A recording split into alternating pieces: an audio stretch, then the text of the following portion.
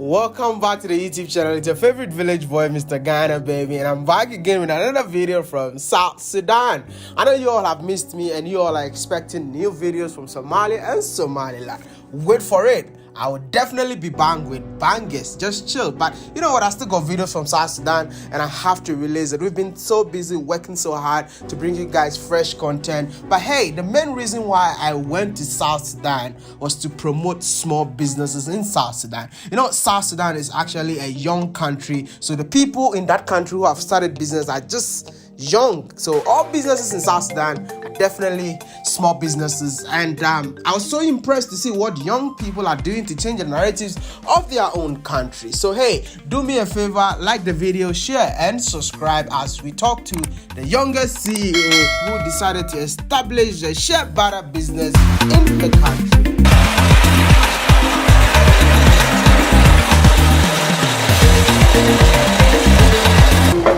If I didn't come to this country, I will think that it's only Ghana that makes Shear butter. Well, now you know better. I also thought that in the first place. Really? Yeah, but we do have plenty of Shear butter and plenty of Shear cheese.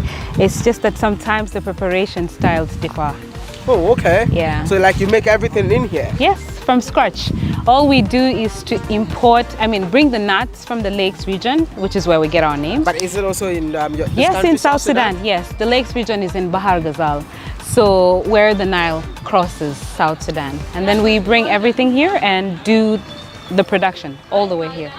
Wow. Yeah. And who are the people who does the production? Well, currently I use the wives of soldiers, because in South Sudan, wives are usually housewives. And their husbands are the ones that usually work. And salaries don't always come. So now in this area, soldiers live here, so I just use their wives and bring in the little storage facilities here. Oh, that's inspirational. But let me know, my name is Maya, you never told me your name. My name is Estella. Estella? Yeah. Born and raised in Juba? Yes. No, not born and raised in Juba. I was born here and then moved to the East Africa, of course, during the crisis. Okay. So I moved to East Africa, did part of my education in East Africa, okay, and then moved on to my bachelor in Malaysia, okay, and then my master's in China, and then I came back here. You went to China? Yeah, I did. Yeah, I was also based in China, you know that? Yeah. You speak Chinese? No. Basic Chinese, like ni hao. Ni hao. How to get some food. That's pretty much it. And why you have to come back here? You should have stayed in Malaysia or China. Well, first of all, this is home. There's no feeling like just being home. Okay. You know? I remember that whenever I'd come back from either China or Malaysia, just there's that feeling at the airport that you feel like I'm gonna go back home, because when I'd come back, I don't necessarily come directly to South Sudan because we don't have flights that come in here. I would come to maybe Uganda or Kenya and then transit. Oh, okay. But that feeling of being in Africa and just being home was amazing, and I don't think there's anything that beats that. And what really inspired you to start a Shear butter company in here? So aside from me using the Shear butter myself, because previously I used to get it from northern Uganda, and I used to take it to school with me, and whenever it would finish, I would just send for more. And then I came back here, and one time I asked my grandfather to smell the Shear butter that I had, and he said this was Shear butter. But then I had seen it here before. The difference was in preparation styles. The one that they used to prepare here, they would darken, roast too much, and then it would become dark. And even the smell was a bit too much to use on your skin. Okay. And so I had some, looked on YouTube, and then I was able to see how it was prepared. I got one lady at that time that was able to do the pounding and the grinding for me, and then they got out some oil for me, and it was perfect. So I started using it myself. I'd give it to gifts, to my friends as gifts, my family as gifts, and then slowly when I saw that people slowly liked it, and then we moved on to producing it at large scale. So which means you redefined the use of Shear butter in South Sudan? I think I did. Because now we have a bunch of companies that are actually dealing in Shear butter. I'm not sure if they produce here, but I know that there's people that are actually into Shear butter now. Can you take us around a little bit where you keep your nuts and Yes. So this is our little village. I don't know if it works well. Village, yeah? Yeah, if it works well as the village you used to, but this is our little village. Okay. So partly the women live in some of these tukuls, we call them tukuls. Okay. And then this is our working space. Okay. Yeah, so this is our working space, and this is the machine that we use. Oh, okay. For- You're even making the work easier. Yes, because before they used to pound and grind. We do have the motor in there. They used to pound and grind, but then it's too much work, and they also do not produce so much in a day. So when the demand grew, we saw it was better for them to have a machine, because then they are able to produce efficiently without, being tired the whole day. So yeah, that's pretty much it. So come with me. This is what you So because the space is a little small and we're a growing little company, we store our water here, and then we just use the space for most of the work. Here are the nuts. So these are nuts that have sort of already been sorted and dried, and we just keep them here. They have a very good shelf life, so we don't have to worry about whether or not they're gonna get spoiled. As long as it's properly dried, then it's fine. Now these are the nuts that have not yet been shelled. This is the process before you get to this. So this is the seed that's inside the fruit. Okay. When you get the fruit, it's green, then you eat the fruit, then this comes out. This is dried and then shelled, because if you can see there is, so if you hit this a little bit, I'll just maybe do. Yeah, so that, from that, that's the nut. Whoa. That is this. We have a shear fruit. Yes, there's a fruit. It's green in color. We don't have it here because they also have a very low shelf life. As soon as it's plucked from the tree, you must almost eat it instantly. If you don't, then it doesn't last long. Yeah, learning a lot, man. But is it difficult to get these nuts in here? No, actually no, because God has blessed us. They grow by themselves. You don't have to water them. Nobody plants them. They just grow. So they mainly grow in South Sudan. They mainly grow in the lakes region, which is Aramware, and in some parts of the Equatoria. But I source these from the lakes. Yeah, and then so we store partly the nuts here and also some of our produce here. Now the way that this structure is made, the mud, because South Sudan is hot, very hot. It helps us keep the butter in shape, because if you put it outside right now, it could literally melt. Let's just take you through. You can even tell that this has been produced a while ago, but because of the heat, you can tell that if you can look here, the oil is coming up because of the heat. Can I touch it? Yeah. Now this came from a fridge, so you can see that it's a bit harder than that was stored, that was solidified naturally. It smells so good. Yeah. So then we move from here. We have the preparation. So this is mainly like the storage room where we keep stuff, we keep our utensils, and then the women do the preparation outside. Because of the heat of the fire, we'd rather they stay and cook in a place that they can get some air conditioning. Yeah. So this machine, because of the way that it works, if you can tell, it has already made holes. So this cannot be put inside because of its movement. Exactly. And also it needs to constantly be watered so that it stays cool and it's able to do the production easily. So yeah, this is chill spot and the cooking area. Cooking area. Yeah, now we have some of the butter, some of the nuts that have been roasted and grinded. Now these are ready to be put into the boiling process, which is where you get to extract the oils. To boil them. Yeah, you have to boil the pest in order to get the oils out. How long? Oh, it takes about an hour 30 minutes for the oil to start coming on top, and then you can already start putting. I help you. Okay. Yes. So the water has to be really hot. It has to have really boiled. Then they'll start putting in the paste, and you can see we basically use sticks because we want something longer. Because once it starts boiling, it starts to, what is it called? Do they call it bubbling? Yeah. I don't know. It starts to bubble up and yeah, like that. And then it could easily get on the skin. So they'll do that for another hour or so until the oils start coming on top. Yeah, once the oils come on top, jiblana kupsha. Lofi kupsha. Can I check it out? This is so hot, like. It is. So just imagine if we had to produce this inside. Yeah. Yeah, it would be crazy.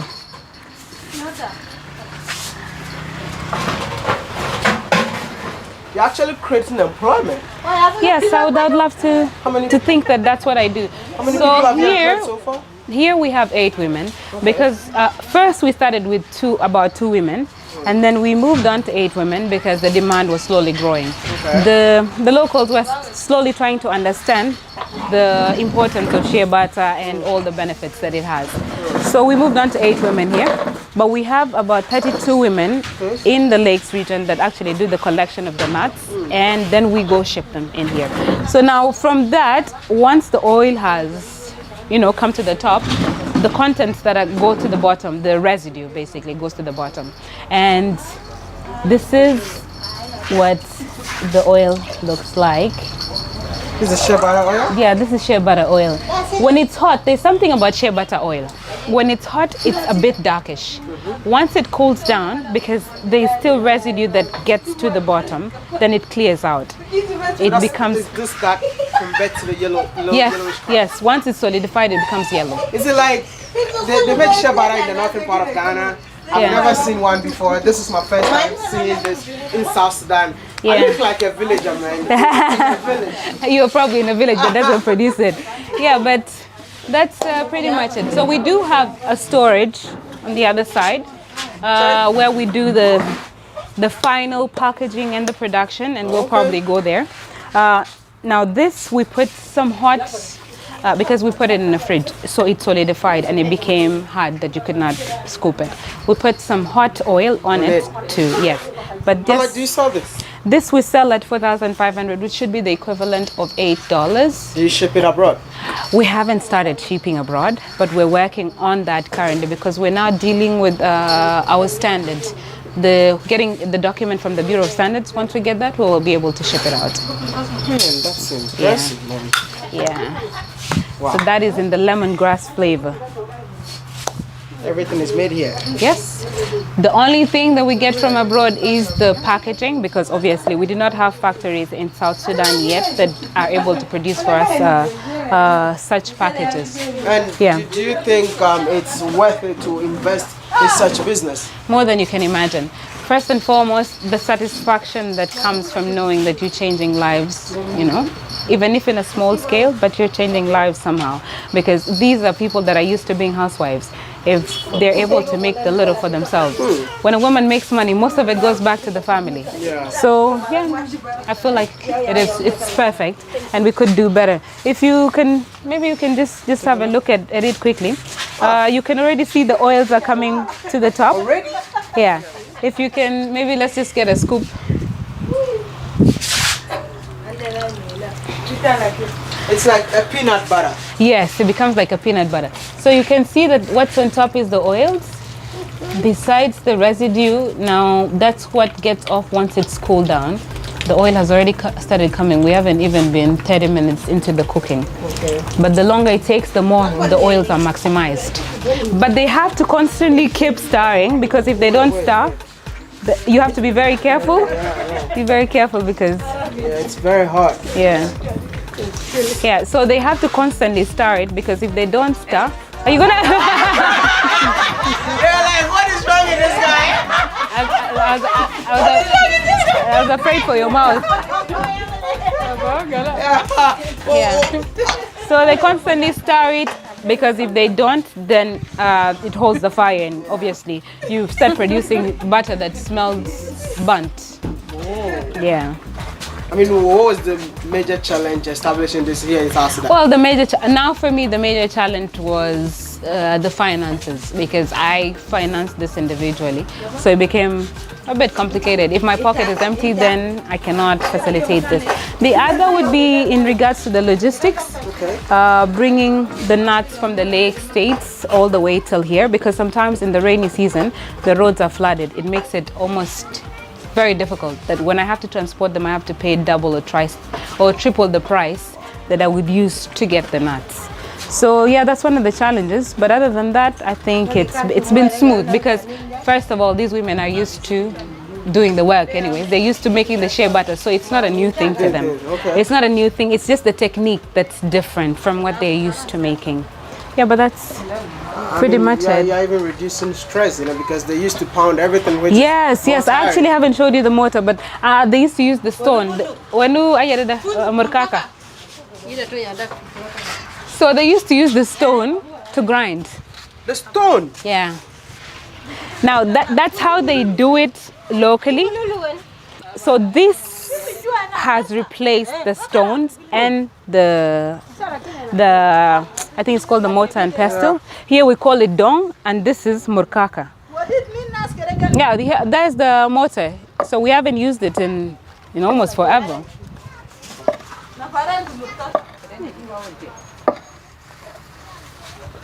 They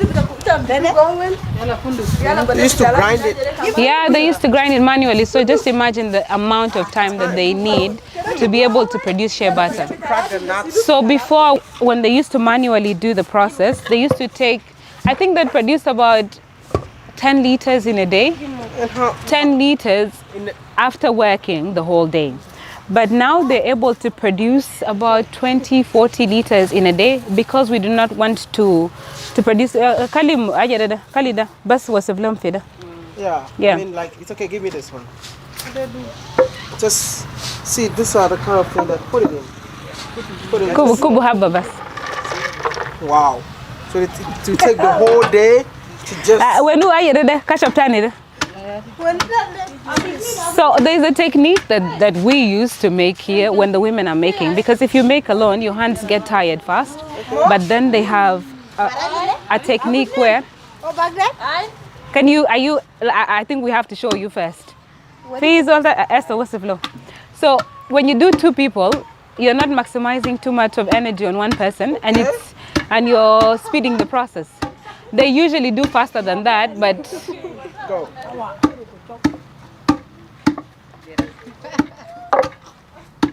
Hey, okay.